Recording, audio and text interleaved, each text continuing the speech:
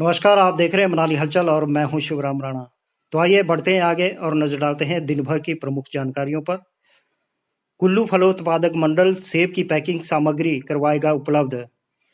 कुल्लू फलोत्पादक मंडल बागवानों को carton, tray व अन्य पैकिंग सामग्री करवाएगा उपलब्ध। कुल्लू फलोत्पादक मंडल के प्रधान प्रेम शर्मा ने बागवान भवन माहिली में आयोजित प्रेस वार्ता में ये शब्द कहे। उन्होंने कहा कि पिछले वर्ष सेब की बम्पर फसल होने के कारण बागवानों को कार्टन व ट्रे की काफी कमी हुई थी और पैकिंग सामग्री व्यापारियों ने इसका फायदा उठाते हुए बागवानों से मनमाने दाम वसूले थे। मंडल ने उसी समय बागवानों से वादा किया कि मंडल पैकिंग सामग्री उपलब्ध करवाएगा, बागवानों का शोषण नहीं होने देगा। कोविड-19 ने इस समय पूरे विश्व को अपनी चपेट में ले लिया है, जिससे आवश्यक वस्तुओं के मूल्य में वृद्धि होने की इसके साथ ही किसानों और बागवानों को फसल के मूल्य अच्छे मिलने का संशय की स्थिति भी बनी हुई है। ऐसे में यदि पैकिंग सामग्री के मूल्यों में वृद्धि होती है तो बागवानों को काफी दिक्कतों का सामना करना पड़ सकता है। स्थिति की गंभीरता को देखते हुए मंडल ने 1 लाख कार्टन और 10,000 ट्रे का ऑर्डर दिया है, ताकि बाजार पर बढ़ती कीमतों पर अंकुश लगाया जा सके। आज कोरोना वायरस डिजीज़ 19 के कारण किसानों व बागवानों में दहशत का माहौल है व असमंजस की स्थिति बनी हुई है। उन्हें संशय है कि उनका उत्पाद बिकेगा या नहीं। लेबर बाहर से जो प्रवासी मजदूर आते हैं वो आएंगे या नहीं। सब्ज़ी मंडी में लदानी आएंगे या नहीं। हमारा माल सब्ज़ी मंडी में बिकेगा या नहीं। तो मैं इस प्रेस कॉन्फ्रेंस के माध्यम से सभी अपने बागवान किसानों व बागवान बंधुओं को आश्वस्त करवाना चाहता हूं कि वे किसी प्रकार के संशय में ना रहें, असमंजस में ना रहें। पूरा प्रबंध सरकार द्वारा किया जा रहा है। लदानी भी आ रहे हैं बाहर से। जैसे आप लोगों को पता ही होगा कि हमारे आदरणीय मुख्यमंत्री श्री जयराम ठाकुर जी की स्टेटमेंट आई थी कि नेपाल से भी सरकार नेपाली मजदूरों को लाने का प्रयत्न कर रही है।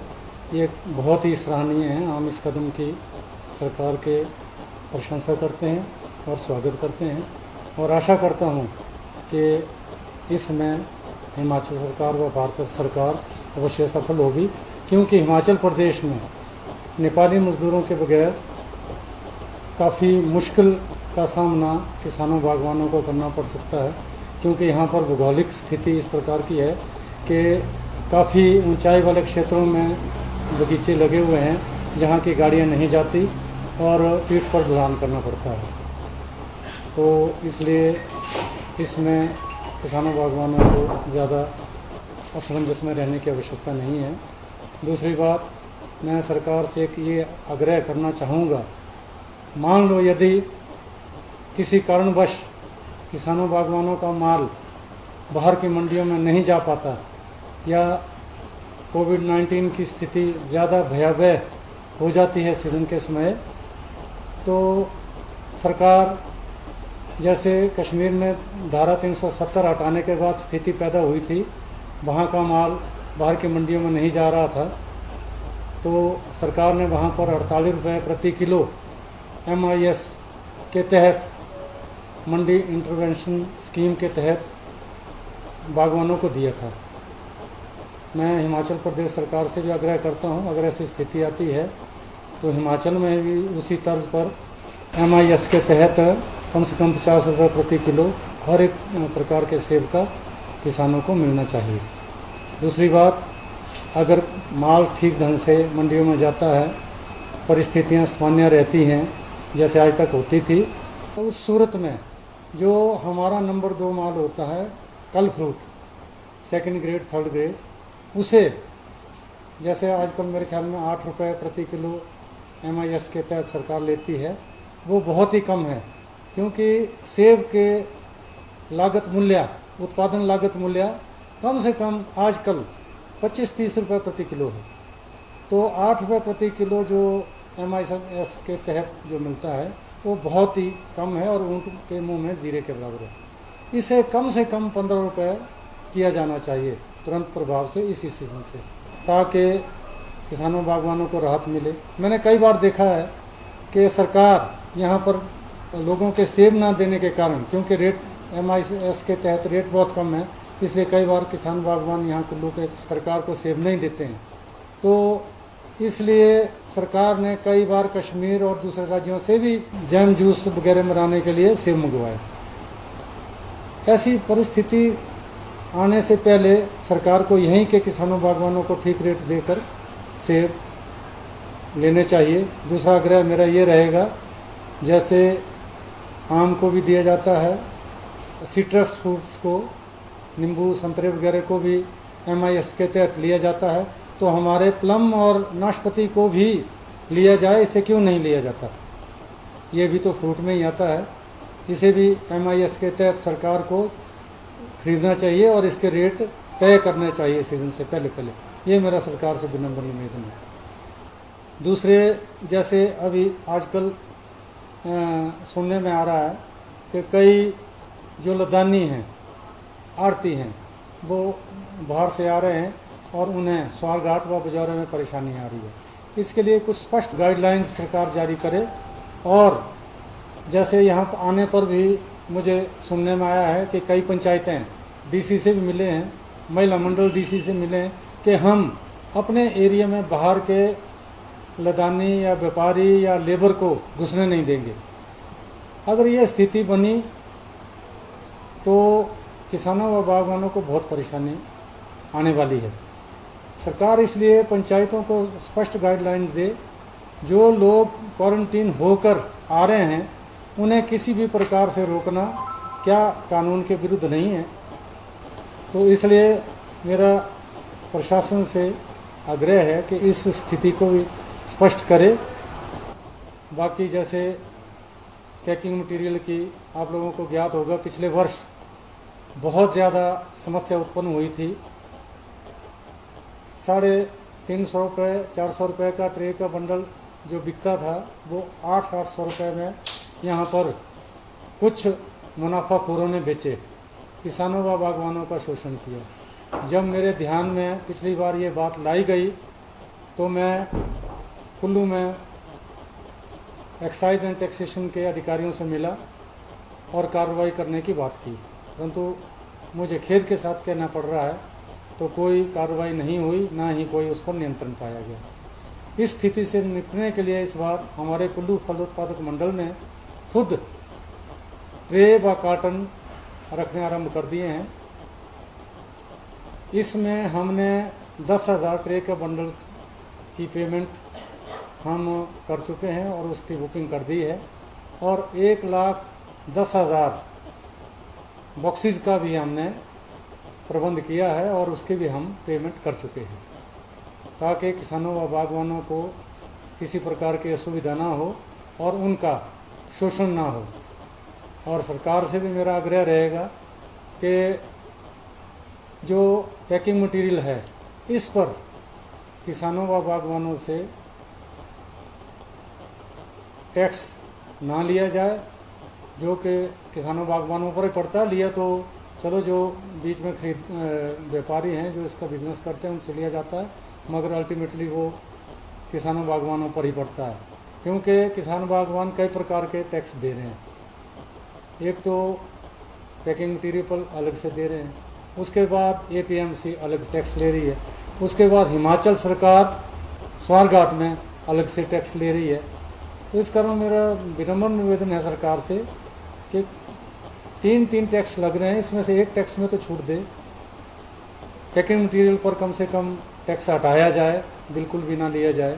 जैसे केंद्र सरकार से किसानों बागवानों के लिए पैकेज मिला है, उसमें एक मैंने सुना है कि जैसे KCC है उस पर 10%, कई बैंक 20% दे रहे हैं बढ़ा के उसको, परंतु मैंने खुद मेरी यूको बैंक रायसन में 15 लाख की KCC है।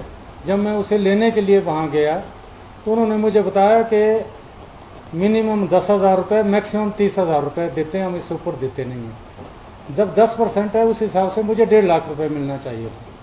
और मैंने जब दूसरे बैंकों से पता किया इस बारे में तो उन्होंने भी यही बात कही मुझे कि 10% और MSME की तहत 20% दिया जा रहा है। तो ये ऐसा अलग अलग मापदंड बैंकों में क्यों है? क्योंकि जब ये भी केंद्र सरकार के नियंत्रण में है यूको बैंक भी, मैं एक बैंक का उदाहरण दे रहा हूँ और कितने बैंकों में ऐसी परेशानी आ रही होगी। मेरा सरकार से इसके लिए भी निवेदन है कि वो इस प्रकार के जो बैंकों में भिन्नता चल रही है, किसी में कुछ, इसे भी केंद्र के सरकार की गाइडलाइंस के हिसाब से ऑपरेट करने का निर्देश दिए जाएं, क्योंकि इससे किसानों बागवानों को परेशानी आ रही है। दूसरे जैसे फंजीसाइड, इंसेक्टिसाइड, काफ़ी दवाइयाँ बैन करने के लिए केंद्रीय सरकार से एक नोटिफिकेशन जारी हुई है। मेरा सरकार से इस विषय में भी अनुरोध है कि बैन करना ठीक है जो हानिकारक दवाइयाँ हैं, मगर ये मैं देख रहा हूँ 30-35 सालों से इन दवाइयों को हम प्रयोग में ला रहे हैं। तो इसे बैन करने से पहले इसका कोई अल्टरनेटिव सब्स्टिट्यूट पहले आना चाहिए बाज़ार में। अगर सरकार ऑर्गेनिक खेती की तरफ, जैविक खेती की तरफ जा रही है तो वो तो बहुत खुशी की बात है, परंतु रासायनिक दवाइयाँ, रासायनिक खादें बंद करने से पहले उसका विकल्प देना ज़रूरी है और उसकी मार्केटिंग देना ज़रूरी है, ताकि जैविक पदार्थों की हमें सही मूल्य मिल सके और सही मंडी मिल सके। जो दवाइयाँ सब्सिडी पर आ रही हैं उद्यान विभाग की ओर से, वो भी ऊँट के मुंह में जीरे के बराबर है। जो वितरण केंद्रों के पास के लोग होते हैं इन्हें तो मिल जाती है, पता चल जाता है, मगर 10% लोगों को भी इन सब्सिडी की दवाइयों का लाभ नहीं मिल रहा है।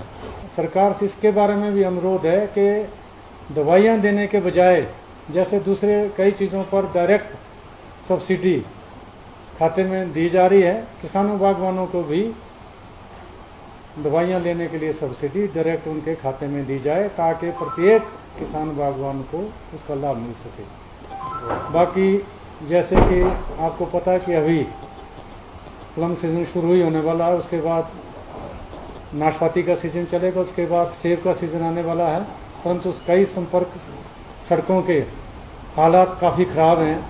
लोक निर्माण विभाग से अनुरोध रहेगा कि शीघ्र अतिशीघ्र उन सड़कों को ठीक किया जाए, ताकि हमारे ट्रक वगैरह आसानी से उन सड़कों में जा सकें।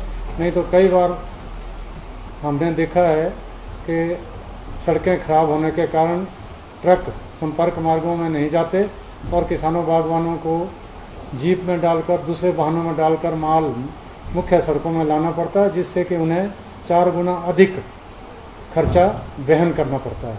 धन्यवाद। किसानों बागवानों से मेरा आग्रह रहेगा कि जैसे आज तक लाते थे क्रेटों में भरकर सेब सब्जी मंडियों में बेचने के लिए, इस प्रकार सेब ना लाएं, सेब पैक करके लाएं। उनमें किसानों बागवानों को बहुत फ़ायदा है, क्योंकि यहाँ पर उसे आप लोगों ने देखा होगा ढेरी में आलू की तरह फेंकते हैं उन सेबों को, उसके बाद पैक करते हुए भी कोई सावधानी से नहीं पैक किया जाता, क्रेटों में डाल के ले जाया जाता है। उपभोक्ता तक जब वो सेब पहुँचता है तो उसकी हालत बहुत ख़राब हुई होती है। तो इस करके वहाँ पर वो सस्ता बिकता है, सस्ता बिकेगा तो नुकसान तो बागवान का ही होगा, क्योंकि लदानी तो आप लोगों को उतने ही पैसे देगा जितने उसको आगे से लाभ मिलेगा।